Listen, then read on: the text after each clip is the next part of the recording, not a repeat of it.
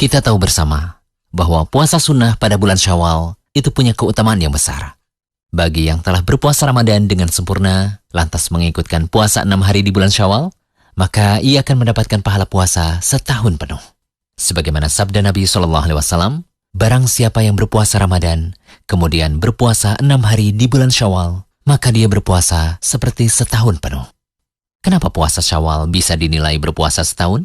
Mari kita lihat pada hadis Sauban bekas budak Rasulullah berikut ini.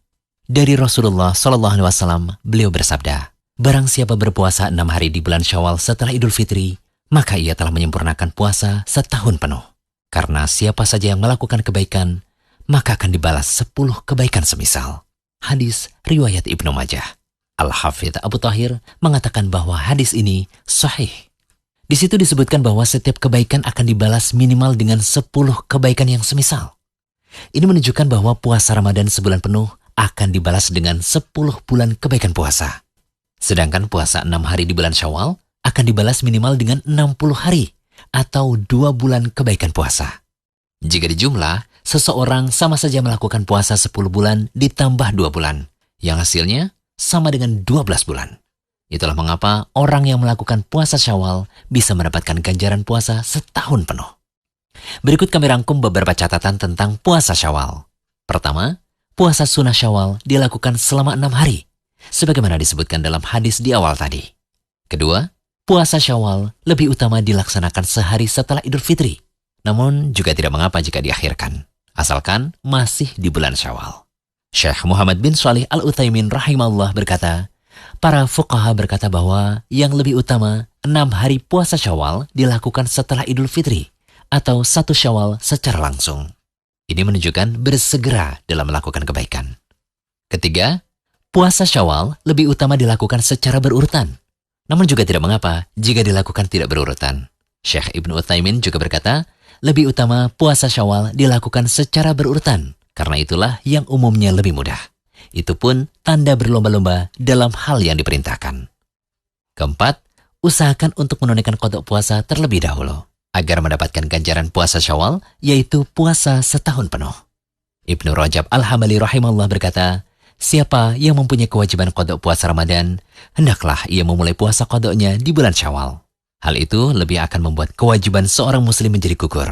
Bahkan puasa qada itu lebih utama dari puasa 6 hari Syawal. Kelima, puasa Syawal tidak boleh digabungkan dengan qada puasa Ramadan. Kami tegaskan sekali lagi ya, tidak boleh melakukan puasa 6 hari di bulan Syawal dengan niat ganda, yakni menggabungkan puasa sunnah dan mengqada puasa Ramadan yang pernah ditinggalkan. Karena meninggalkan puasa ketika Ramadan, baik karena alasan yang dibenarkan maupun tanpa alasan, itu wajib untuk diqada. Sementara puasa 6 hari Syawal itu hukumnya sunnah. Oleh karena itu, hendaknya orang yang memiliki utang puasa terlebih dahulu mengqada utang puasa Ramadan, baru kemudian melaksanakan puasa sunnah 6 hari bulan Syawal. Keenam, puasa Syawal boleh digabungkan dengan puasa sunnah Ayyamul Bid atau puasa sunnah Senin Kamis. Syekh Muhammad bin Shalih Al-Utsaimin rahimahullah berkata, jika puasa 6 hari Syawal bertepatan dengan puasa Senin atau Kamis, maka puasa Syawal juga akan mendapatkan pahala puasa Senin.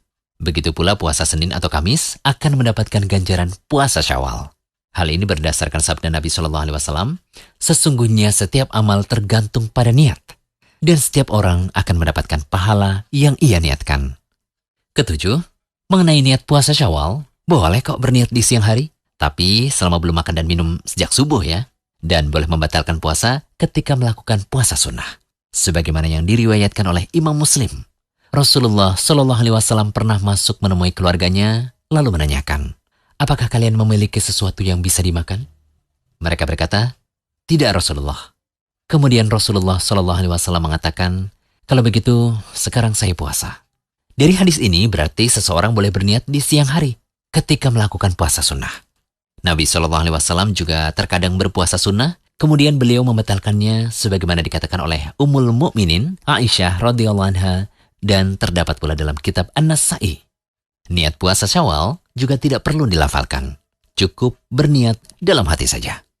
Semoga pembahasan kali ini bisa menjadi pelecut semangat ya untuk berlomba meraih pahala di bulan Syawal ini. Jangan lupa kunjungi rumaiso.com, update setiap hari, insya Allah.